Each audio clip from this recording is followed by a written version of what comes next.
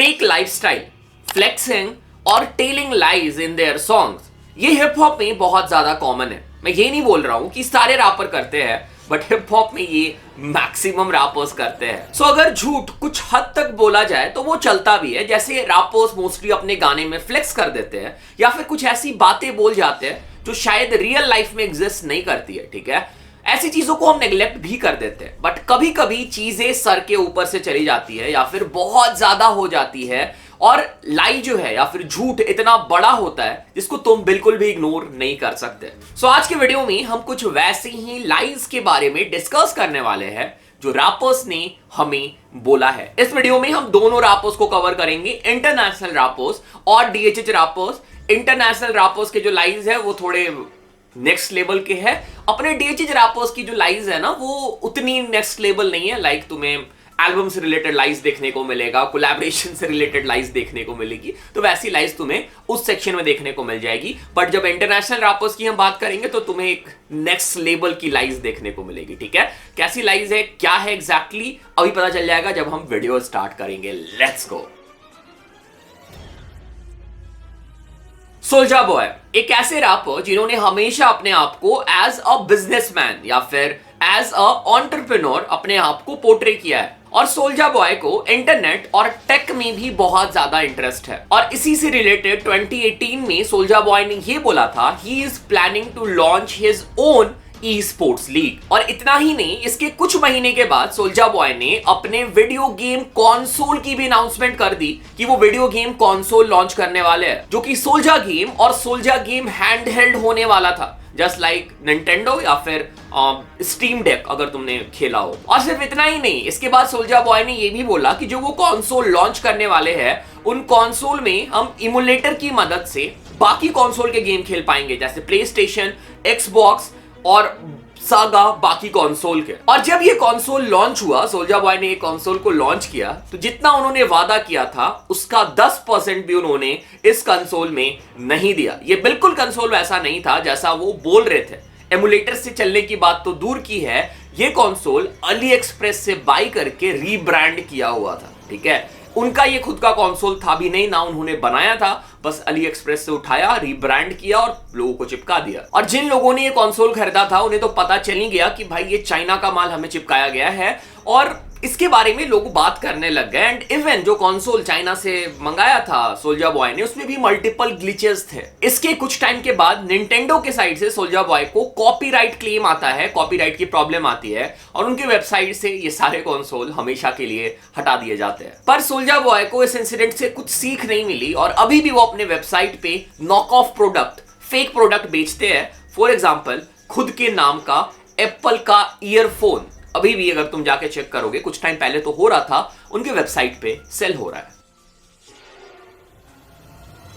So post Malone और Justin Bieber बहुत time से अच्छे दोस्त हैं, पर 2016 में एक फोटो सरफेस होती है जहां पे पोस्ट मलोन जस्टिन बीबर को चोक कर रहे हैं। पर इस फोटो के सरफेस होने के बाद दोनों आर्टिस्ट ने अपने साइड से क्लियर कर दिया कि ये ज्यादा सीरियस नहीं था, बस मजाक में किया गया था। और इसी साल के अराउंड 2016 के आसपास जस्टिन बीबर ने म्यूजिक इंडस्ट्री से सडन ब्रेक ले लिया और वो रिलीजियस एक्टिविटी में ज्यादा इन्वॉल्व होने लग गए। 2016 में जस्टिन बीबर का पर्पस टूर चल रहा था, जो उन्होंने बीच में ही कैंसिल कर दिया। पर इसके बाद कुछ मीडिया हाउस ने यह बताया कि जस्टिन बीबर ने अपना टूर कैंसिल किया है बिकॉज ऑफ क्राइस्ट। ऐसा बोला जा रहा था कि रिसेंटली जस्टिन बीबर की इन्वॉल्वमेंट बहुत ज्यादा हिलसॉन चर्च के साथ देखी जा रही है। और फिर इसके बाद नवंबर 2017 में पोस्ट मलोन ने एक इंटरव्यू में ऐसा बोला। पोस्ट मलोन ने इस ऑर्गेनाइजेशन को कल्ट बुलाया, जिसके पार्ट अब जस्टिन बीबर भी थे, और ये क्लेम किया कि जस्टिन बीबर ने $10 मिलियन इस चर्च में डोनेट किए हैं। पर इसके बाद हिलसॉन चर्च के साइड से हमें क्लेरिफिकेशन देखने को मिला कि जस्टिन ने उन्हें कुछ भी पैसा डोनेट नहीं किया है, और हिलसॉन जो है वो चर्च बिल्डिंग तक ओन नहीं करती है। ठीक है, ये उन्होंने क्लियर किया। सो ये तो पता नहीं है कि पोस्ट मलोन ने ऐसा क्यों बोला था, बट ये सारी बातें it was just a lie. So video में हम जल्दी से आगे बढ़ेंगे, उसके पहले चेक कर लेते हैं सॉन्ग ऑफ द डे। दुनिया तो परे आजा चलिए किते दो में हो मैं तू ते दूजी कायनात होवे, छोटा जा कर माया तो दूर चढ़िया होवे, इश्क भी दूर ना फिकर ना होवे कोई गुरु। सो गाने का नाम है ऑब्सेस्ड, ले जा कितनी दूर। और आर्टिस्ट है रमन माल। तो भाई के साइड से हमें एक मेलोडिक ड्रिल सॉन्ग देखने को मिला है। बहुत ही रेयरली होता है कि हमें कोई भी आर्टिस्ट मेलोडिक ड्रिल ट्रैक के साथ देखने को मिलता है, बट भाई ने यहाँ पे ड्रिल के साथ मेलोडी ट्राई किया है और बहुत अच्छे से एग्जीक्यूट किया है। पूरे ट्रैक का कंपोजिशन मुझे बहुत सही लगा। जिस तरीके से भाई ने ट्रैक को स्ट्रक्चर किया है बहुत प्यारा है। ड्रिल बीट जो यूज किया हुआ है ट्रैक में बहुत बढ़िया साउंड कर रहा है। इवन म्यूजिक वीडियो बहुत अच्छी है और भाई के लिरिक्स बहुत प्यारे हैं, भाई के वोकल्स बहुत अच्छे हैं। सो ओवरऑल बहुत बढ़िया काम कर रखा है भाई ने। अगर स्निपेट पसंद आया है ना तो जाके तुम जब ट्रैक चेक करोगे तो इससे ज्यादा तुम्हें पसंद आएगा पूरा ट्रैक। सो डेफिनेटली बढ़िया ट्रैक है, जरूर चेकआउट करना चाहिए। लिंक मिल जाएगा तुम लोगों को डिस्क्रिप्शन में, जाओ चेक करो, भाई को प्यार दो। अपने साइड से तुम्हें जो भी फीडबैक है तुम भाई को दे सकते हो और मेरे साइड से भाई को ढेर सारा प्यार देना। Link is in the description, go check it out, show him some love. So the game को कंट्रोवर्सी से थोड़ा ज्यादा ही प्यार है। हमेशा द गेम कंट्रोवर्सी से घिरे ही रहते हैं। रिसेंटली हमें एमिनेम के साथ भी द गेम की कंट्रोवर्सी देखने को मिली थी और ऐसे ही कुछ कंट्रोवर्सी उन्हें कुछ साल पहले भी फेस करनी पड़ी थी। सो द गेम ने अपने एक ट्रैक में यह बताया he had intimate relation with Kim Kardashian. और जब गेम ने किम कार्दाशियन के बारे में ये क्लेम किया, इंटरनेट ने उन्हें तुरंत ही कॉल आउट किया और बहुत ज्यादा चांसेस है कि द गेम ये सब बातें जो उन्होंने ट्रैक में की थी किम कार्दाशियन के बारे में वो एक झूठ हो, क्योंकि द गेम को बहुत बार लाइक के साथ स्पॉट किया गया है। फॉर एग्जांपल 2019 में द गेम ने इंस्टाग्राम पे एक पिक्चर पोस्ट किया था ऑफ हिम एंड कोबी और कैप्शन में द गेम ये क्लेम कर रहे थे कि ये पिक्चर 2006 में लिया गया था, जिस टाइम पे कोबी ने अपना एक बहुत ही बढ़िया बास्केटबॉल का गेम खेला था। ठीक है, उस दिन की ये पिक्चर ली गई है। उसके बाद द गेम ये भी लिखते हैं कि कोबी ने इवन द गेम को उनके एल्बम डॉक्यूमेंट्री के लिए भी प्रेज किया। और इतना ही नहीं, साथ में द गेम ये भी बोलते हैं कि कोबी ने उन्हें यहां तक बोला कि ये एल्बम या फिर इस एल्बम की म्यूजिक सुन के ही वो मोटिवेट हुए और उन्होंने अच्छा परफॉर्म किया अपने बास्केटबॉल गेम में। पर इसके बाद फैंस ने द गेम को तुरंत ही एक्सपोज कर दिया। ये पता चला कि वो पॉपुलर गेम जिसकी बात हो रही है उस गेम में कोबी ने व्हाइट ड्रेस पहना था, व्हाइट यूनिफॉर्म पहना था, यहाँ पे उन्होंने येलो पहन रखा है। और जब फैंस ने और रिसर्च किया तो पता चला कि ये पिक्चर 2005 में ली गई थी, ना कि 2006 में। और द गेम ने भाई फ्लेक्स करने के लिए बस ये पिक्चर अपलोड कर दिया था। सो इस इंसिडेंट से क्या पता चलता है कि अगर तुम इंटरनेट में झूठ बोलोगे तो भाई पकड़े जाओगे।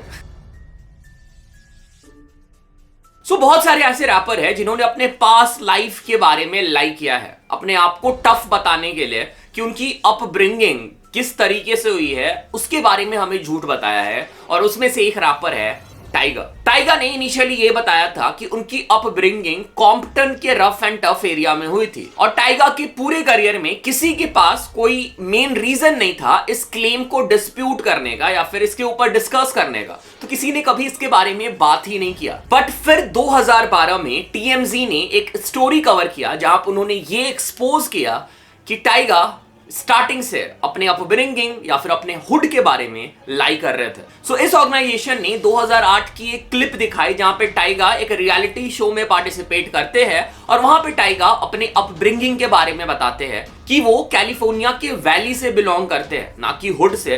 ठीक है, और he was from a rich family. और जब सच्चाई लोगों को पता चल गई तो इस सच्चाई को काउंटर करने के लिए टाइगा ने एक इंटरव्यू में ये बताया कि वो कुछ टाइम के लिए कैलिफोर्निया की वैली में रहे थे, बट फिर कुछ महीने के बाद वो ये क्लेम करने लग गए कि नहीं, वो कैलिफोर्निया में रहे ही नहीं थे, कैलिफोर्निया की वैली में रहे ही नहीं थे, उन्होंने कॉम्पटन के हुड में ही अपना लाइफ गुजारा है। और साथ में टाइगा ने एक नया एक्सक्यूज दे दिया कि जो रियलिटी शो में उन्होंने बताया था वो एक स्क्रिप्ट था और स्क्रिप्ट के अकॉर्डिंग उन्होंने ये बताया था कि वो कैलिफोर्निया में रहते हैं, एक्चुअली अपब्रिंगिंग उनकी कॉम्पटन में ही हुई है। और अभी तक टाइगा कहां पे बड़े हुए हैं, उनकी अपब्रिंगिंग कहां की है, वो अनकन्फर्म्ड है और शायद टाइगा अब अभी भी झूठ बोल रहे हो। सो पिछले कुछ सालों में 50 सेंट एक सोशल मीडिया ट्रॉल बन गए हैं। 2009 में 50 सेंट ने रिक रॉस की गर्लफ्रेंड का सेक्स टेप इंटरनेट पे लीक कर दिया था, अपलोड कर दिया था, जिसके लिए 2015 में 50 सेंट के ऊपर $5 मिलियन का लॉ सूट लगाया गया। 50 सेंट जो कि करंटली विटामिन वाटर सेंड कर रहे हैं and he is the CEO of G Unit Records files for bankruptcy, जहां पर उन्होंने ये क्लेम किया कि वो लॉ सूट के पैसे नहीं पे कर सकते हैं। और कोर्ट में 50 सेंट ने ये बताया कि उनकी जो वेल्थ है वो बहुत ज्यादा बढ़ा चढ़ा के दिखाई जाती है या फिर इंटरनेट में बताई जा रही है, एग्जैक्टली वैसा नहीं है। उनके पास जितना पैसा बताया जा रहा है उससे 5 गुना कम पैसा है। इवन उनकी गाड़ियां, उनके घर जो है वो भी रेंट पे है या फिर उन्होंने किसी से बोरो किया है। और फिर कोर्ट ने 50 सेंट की रिक्वेस्ट ग्रांट कर ली और 50 सेंट को अपने करंट बिजनेस और इन्वेस्टमेंट में इन्वॉल्वमेंट अलाउ कर दिया जाता है कोर्ट के साइड से। पर इसके बाद 2016 में 50 सेंट को दोबारा से कोर्ट बुलाया जाता है एक्सप्लेन करने के लिए कि वो इंटरनेट पे इतने ज्यादा पैसे कैसे फ्लेक्स कर रहे हैं और उनकी लाइफस्टाइल इतनी ज्यादा लग्जरी वाली कैसे है। तो यहाँ पे दो पॉसिबिलिटी है, या तो 50 सेंट कोर्ट के साथ झूठ बोल रहे हैं या तो वो इंस्टाग्राम या फिर सोशल मीडिया में हम लोगों के साथ झूठ बोल रहे हैं। झूठ तो बोला जा रहा है, दोनों में से एक चीज होगी। 2019 में चांस द रैपर ने अपना डेब्यू एल्बम ड्रॉप किया जिसका नाम था बिग डे। रिलीज के बाद इस एल्बम ने मोस्टली नेगेटिव रिव्यू ही रिसीव किया अपने फैन बेस के साइड से। इंटरनेट क्रिटिक एंथनी फैंटेनो ने इस एल्बम को 0 रेटिंग दिया, ठीक है, जो कि बहुत ही रेयर होता है। मतलब ये एल्बम कितना बुरा था तुम सोच सकते हो। इस एल्बम के ड्रॉप होने के कुछ महीने के बाद चांस ट्विटर पे ये अनाउंस करते हैं कि वो अपनी अपकमिंग टूर कैंसिल करने वाले हैं और इसका रीजन उन्होंने दिया कि वो अपनी फैमिली के साथ टाइम स्पेंड करना चाहते हैं। पर सच्चाई कुछ और थी। लोगों को ज्यादा टाइम नहीं लगा पता करने में कि जो रियल रीजन था वो ये नहीं था, वो था कि कॉन्सर्ट की टिकट एक्चुअली बिके ही नहीं थे। तो भाई कॉन्सर्ट होगा कैसे। इवन चांस द रैपर के साइड से हमें ऐसे भी ट्वीट देखने को मिले कि जितने भी टिकट है वो बाई 1 गेट 1 होने वाला है, जो कि भाई कॉन्सर्ट में अनहर्ड था। अभी तक किसी भी रैपर ने एक टिकट के साथ एक टिकट फ्री अभी तक नहीं दिया था। चांस ये कर रहे थे, मतलब कि टिकट बिक ही नहीं रहा था।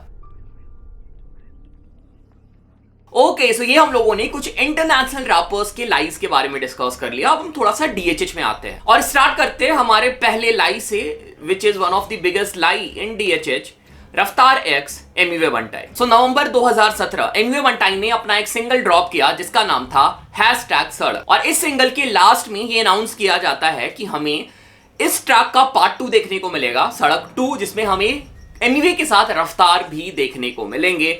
बट ये ट्रैक, ये कोलैबोरेशन कभी ड्रॉप ही नहीं हुआ। इवन आज तक इस कोलैबोरेशन के लिए वेट किया जा रहा है। एग्जैक्टली रीजन तुम्हें पता है, इसके ठीक बाद एमिवे और रफ्तार की बीफ हो जाती है और सिचुएशन फिर बहुत बुरी होती जाती है टाइम के साथ साथ, और शायद ही अब ये कोलैबोरेशन हमें कभी देखने को मिलेगा। 2022 में बादशाह ने अपना एक एल्बम अनाउंस किया था जिसका नाम होने वाला था रेट्रो पांडा। ये एक सिंगल डिस्क एल्बम होने वाला था, पर बाद में इसको डुअल एल्बम या फिर डबल डिस्क एल्बम बना दिया गया।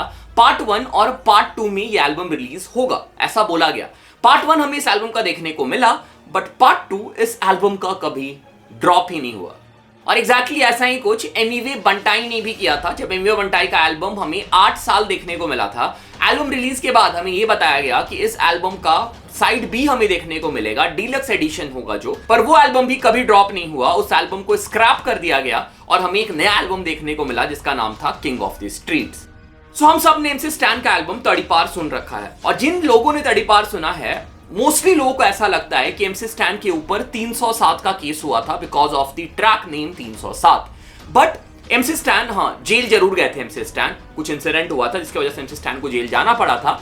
बट अगर तुम ये न्यूज आर्टिकल देखो, जिसका लिंक भी मैं डिस्क्रिप्शन में डाल दूंगा, जिस रीजन की वजह से MC स्टैन जेल में गए थे और जो जो सेक्शन MC स्टैन के ऊपर लगाए गए थे, ये सारा कुछ यहाँ पे मेंशन्ड है। बट 307 का कहीं पे भी जिक्र नहीं है, मतलब 307 MC स्टैन के ऊपर कभी लगा ही नहीं था।